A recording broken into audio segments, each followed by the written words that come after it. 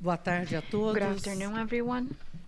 Não só um prazer estar It's not only a participando pleasure dessa to be participating atividade in this coletiva nossa, como seminar that we poder are falar having here, pouco but do it's also Brasil a sem pleasure to miséria talk about e Brazil da without extreme experiência poverty plan brasileira. and also the Mas antes queria Brazilian cumprimentar o experience. nosso But coordenador, before Jack, we start, I parceiro, would querido like to amigo, greet our cumprimentar e agradecer a colleagues, presença de Jack, and Margaret also Gross, greet and economista-chefe Margaret de Ross for her desenvolvimento da América presence. Latina She's e the lead Caribe, economist já for tem human development participado in the Latin conosco America de and the várias Caribbean. She has been atividades e debates sobre participating in pobreza. different activities and Agradecer também a debates about presença poverty, and da also professora thank Nora Lustin e Nora do meu querido Lustin amigo for her camarada presence here, and Emi also my Sader. dear Senhoras friend e senhores, Emi Sader, and greet you all, ladies and gentlemen. I'm going to make an effort. I'm going to try and comply with the time I have. I'm not going to talk about just the Brazil without extreme poverty plan. My idea is to present the strategy of the Brazilian government to combat hunger, poverty, and inequalities throughout this 12 years. So I'm going to talk about the different terms of office, not only President Dilma's office, but Lula's office as well. I'm going to highlight the main issues we have focused on throughout this 12 years, and also I'm going to highlight some issues that we had when we were building the agenda for the Brazil without extreme poverty, and we are going to debate on the reflections of the challenges we are going to have in the future. I think that the first main issue is that we were able to reduce hunger and poverty over these 12 years, and a lot of people think that this was due to the Bolsa Familia program. You know that we have just finished a period of intense electoral debate, and Bolsa Familia was at the center of this debate, and a lot of people say that our success in our policies against hunger to the Bolsa Familia program, but it's not the only responsible party for this success trajectory that we have. I would say that Bolsa Familia is part of an economic development model which focuses on social inclusion as its main crucial foundations. When we're talking about the model of economic development in Brazil, we cannot separate the economic issue from the social issue. Economy and social scopes are walking together, and Bolsa Familia is part of this. So I would like to briefly talk about the elements that constitute these inclusive development policy that goes beyond the Bolsa Familia program. And I would like to show first, when we're talking about poverty reduction and income, we are going to show a graph talking about this is the main graph that shows how the income has grown in Brazil throughout these 12 years. We can observe here that the income has grown to different levels of society, so all Brazilians had an increase in their income. That's the average annual growth of the income, but you can see that the poorest, if we divide the Brazilian society into 5 parts, the income of the 20% that were at the bottom has grown above the average, the national average. So I would like to briefly talk about the 4 issues that, in my opinion, contributed so that we would have this improvement in the income of the poorest that goes beyond the Bolsa Familia. I believe there is a set of actions that we have taken. I'm just going to talk about the 4 main actions that justify this increase in income for the poorest population. The first one is the increase in minimum wage. We had a real increase above our inflation rate, a 72% increase over these 12 years. We also had an increase in formal job positions. We had an effort of national policy to have more formal jobs, so both formal and informal jobs have increased, but we have changed our legislation in a way to incentive so that we would have an increase in the number of formal jobs. We had over 20 million job positions created within a network of social protection in Brazil. The third element, which is important to be highlighted, is a strengthening of family farming. Family farming income in Brazil, so family farmers, settlements, and different parts of society have had an increase of over 52%, so above the inflation rate over these 12 years. We have many different policies combined, allowing for this improvement in the performance of family farming and the production of food in Brazil. Here I'm highlighting just some of them. So we have expanded our credit, which is at over 21 billion reais a year. We have created this program called Light for All, for everybody. So it has also helped the economic performance of these families. So we have over 3 million connections for families which were in another era, if you will, because they did not have energy. And this also has to do with the public account, which has impacted a lot. And finally, the Bolsa Familia program. When talking about Bolsa Familia, when we're talking about the development program, which is inclusive, I'd like to highlight something here, because when we talk about the social agenda, we think about fairness, social fairness, and reparation and access to services and wealth to our society. And the social issue has to do with fairness and rights to the population. And also it has to do with the model of economic development that we're living today. We are having the lowest levels of unemployment in the last years, which is 4.4%. And Brazil needs employees. We need to count with everybody here, not only including the production and service, but we have to guarantee that we have a good dynamic when it comes to the national economy and market. So for us to have a de facto improvement. And so it is important to highlight here first that is the first time since we started this program. We had many actors working with this agenda, and many colleagues of ours participating in this program, and all the BNDES colleagues, which is the National Bank for Development.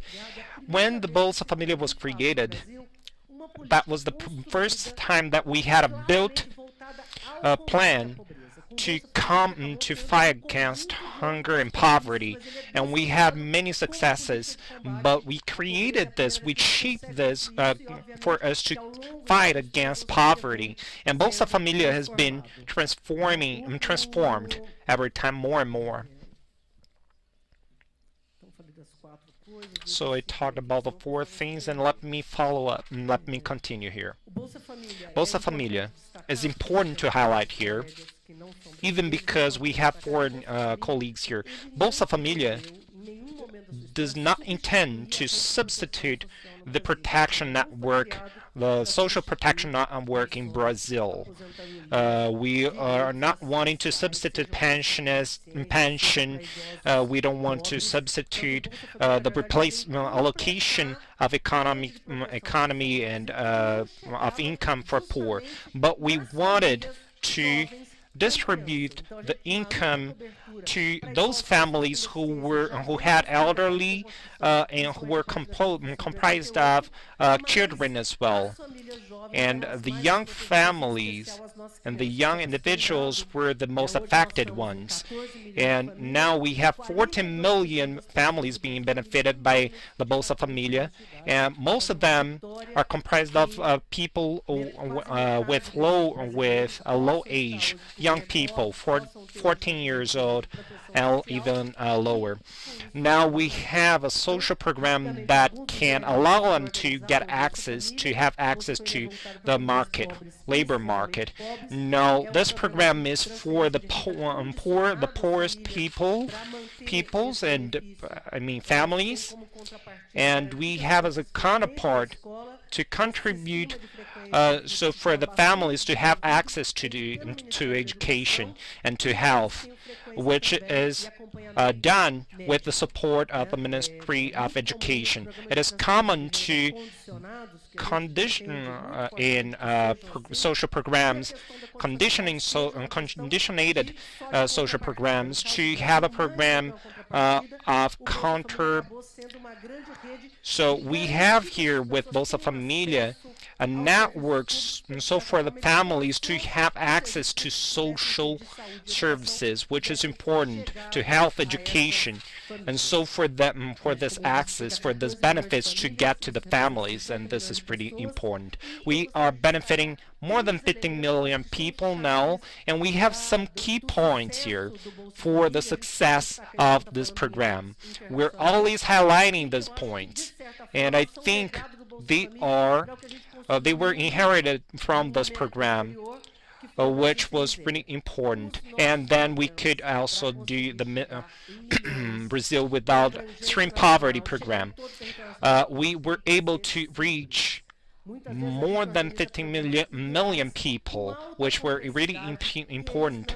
These are programs, high complexity programs, and sometimes we cannot reach people in a complex country like ours. So we had to have a good program that would work in the Amazon, in São Paulo, in other places, in places where it is kind of hard to reach. And that's why we used this program, because we have to have programs with scale and capability, reachability, if you will. And that's why we are here. We were able to use this Brazilian experience to get to the table with the international forum. And I think the simplicity of this program is pretty important. Why is it simple? Because the money is paid directly to the families, and we have a lot of ways to make it easier for the families to get this benefit. We don't tell people what is the products that they have to buy, for example. No, they have the choice to choose everything that they want to buy. And we have transparency. We have complete control here. This money goes directly to the families from the public bureau. And it goes directly to women, because women receive the card. They are the card holders, and we are using the social technology as well, which is the card. When it comes to reaching children, we have to also have this interconnection between children and the mother. So, and that's what we've been doing with Bolsa Familia. We've been alleviating poverty with that. This is really important. The fourth issue here is that in Brazil, we've been using the existing networks already, the networks that were already existed, the education network, the health education, and so on and so forth. So for us to build up the unified system, the unified registry, and we did not create another red tape burial or system, if you will. Otherwise, it would be a lot deteriorating, if you will. And we have now an open space to do further programs, which is recommended. The fourth question that is very important here, and this is a secret for the successes when it comes to social programs, is the prioritization of the government. So the government has to work. So for the social program to be successful, there's no way for us to work with the social program without the support of the government, because they are the ones to redistribute the wealth to the poor. So sometimes we don't have this priority of the Ministry of from the FAD, from the Brazilian FAD, and so on and so forth, to focus on the social development, social programs. So this issue, being one of the objectives of the president, is the most strategic, or one of the most strategic points here. So the president, when took power, she said that she would actually quit misery. She would finish with misery here. And this was always an objective, and this was important because this is not a one ministry action, but everybody's action here.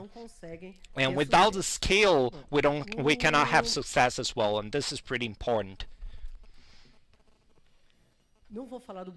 I'm not going to talk about Bolsa Familia because everybody knows Bolsa Familia already, and we are even distributing the Bolsa Familia program. We have the Bolsa Familia support guideline of the WWP website, and we have a joint all the items regarding this program there. And also, we want to highlight here that the extreme poverty is not is not only in Brazil, but is all around the world.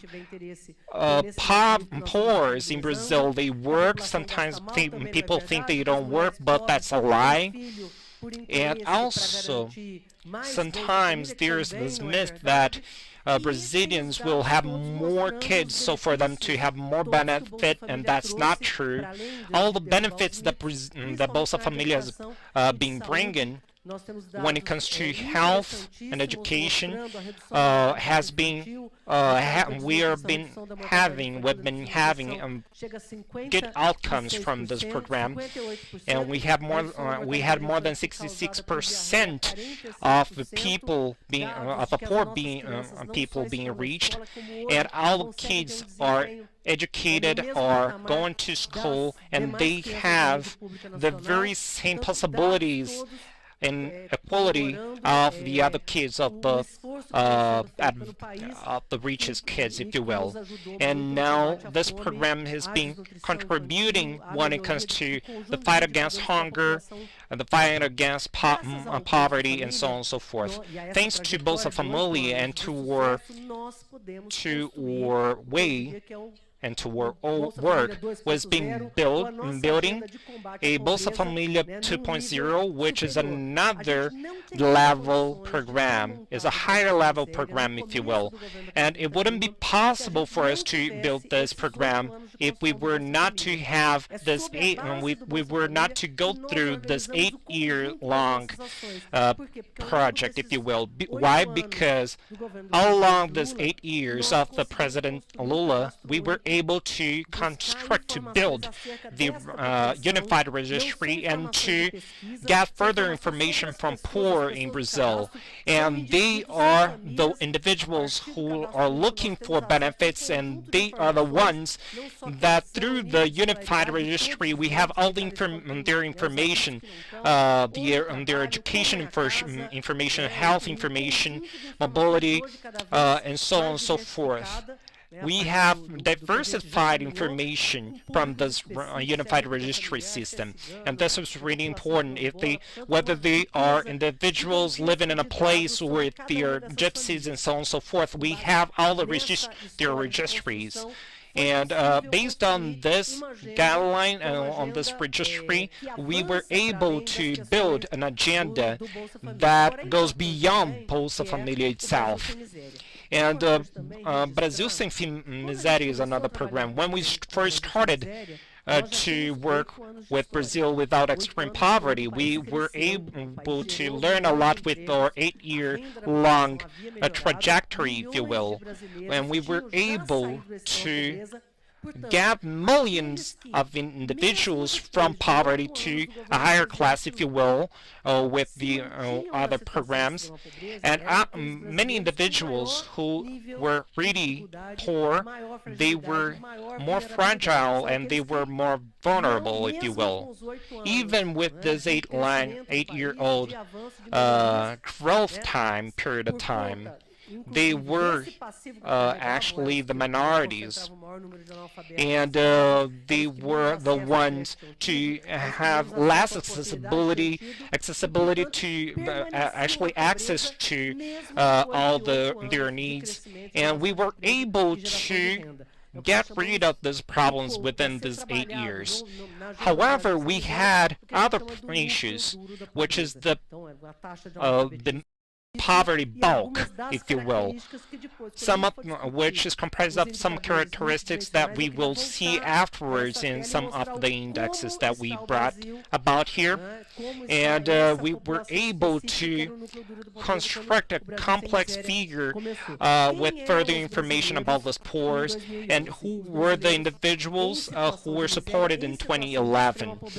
Who were the extreme poor people. 60% of them were Afro-descendants, and 71% Afro-descendants, 60% on the northern region, and 40% are children and adolescents from 0 to 14 years old. So the poverty was mainly built around children and adolescents in the northern part of Brazil. And with the Brazil without extreme poverty, we were focusing on these characteristics and looking forward to work on this agenda of the unified registry that I mentioned earlier. And the unified registry has many detailed information about those families, and also further information about the registry, the unified registry as well, and also about the poorest families, if you will. We are talking about not only about the spectrum of the families here, but each individual problem that we need to tackle. And therefore, we would be able to get together and do a joint policies, so for these problems to be tackled, if you will. And we were able to work on a federal level and in a regional level, so for us to tackle each one of the problems. So let's go through another idea which was always present from the very beginning of Brazil without extreme poverty. We have the main agenda, and we were able to discuss about the multidimensional issues, and we want to go to a provoking discussion, if you will. We were always thinking about Brazil without extreme poverty in a functional way. We were not talking about a plan considering income only, but about an action, a functioning action, which is important.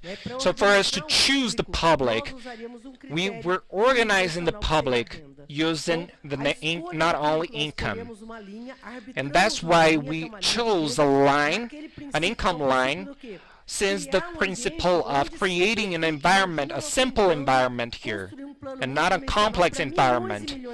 So for us to reach millions of Brazilians from a multidimensional prognosis, and even nowadays we are visiting families and talking about this project to them. So we can have categories of choices, and we can select our public when it comes not only to income, but also to other topics, if you will. And we also want to implement courses and to offer those courses to low-budget individuals. So we are concerned on reaching the poor with many actions and not only with one action. And we want to reach not only the lowest poor individuals, but we want to reach more classes. We have a line, a poverty $1, and this line is one line that organizes our plan and selects our public, and we choose some actions, some multidimensional actions. If we have an individual that is poor, when it comes to income, he or she is poor, and other topics as well, and other tools and so on and so forth. So we have to act as soon as possible because we cannot lose any more time. We're offering for these families the joint of our policies, of our multidimensional policies, not only when it comes to income, but when it comes to production and to access to public services. We have the unified registry, which is the great map of poverty, but we want to improve income and we want to improve the well-being of people. And we want to insert people in the market and so on and so forth. How can we take these conditions, the capability to these families? And this is really important. These topics have been discussed by us, and we've been gathering together more than 100 actions that have been offered to our public, which is the lower to $1 public, if you will, those who earn less than $1 per day. So we have the multidimensional actions, and we have the income line, which is the unidimensional, but we have to act multidimensionally as well. When it comes to income, Bolsa Familia was the main vector and facet of these actions. Brazil without extreme poverty modified the plan, the first plans of Bolsa Familia. How? Because Bolsa Familia had a fixed benefit amount, if you will, which was proportional to the individuals in the household. So with Brazil without extreme poverty, we were able to evaluate everybody and to get this income and divide per capita. So for the members of the family to be able to have more than $1.5 per day.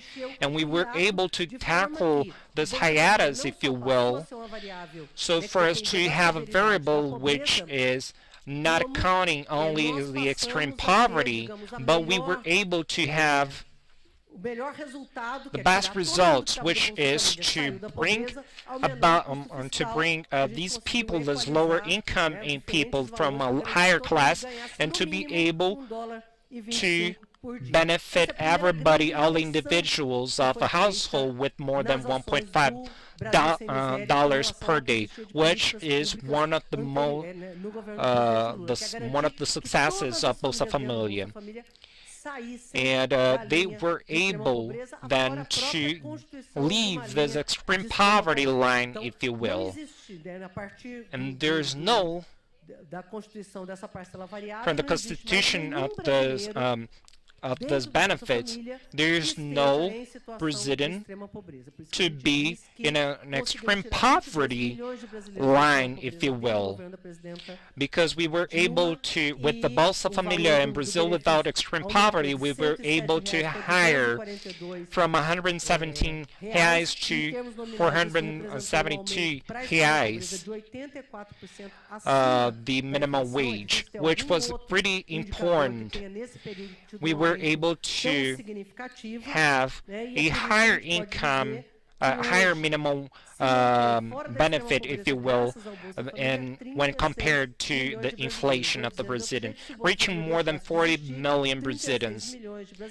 More than 36 million people would go back to extreme poverty if we were not to have this program.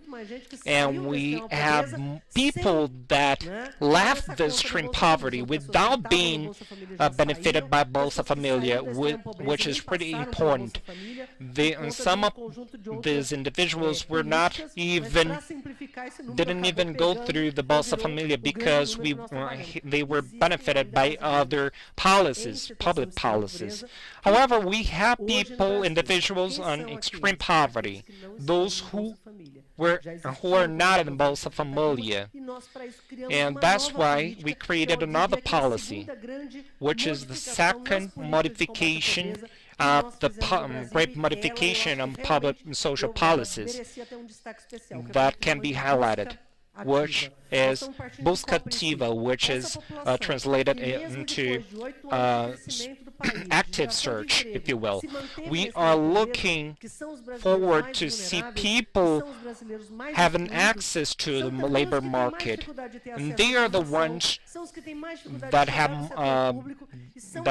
have more difficulty when it comes to access to health, access to education.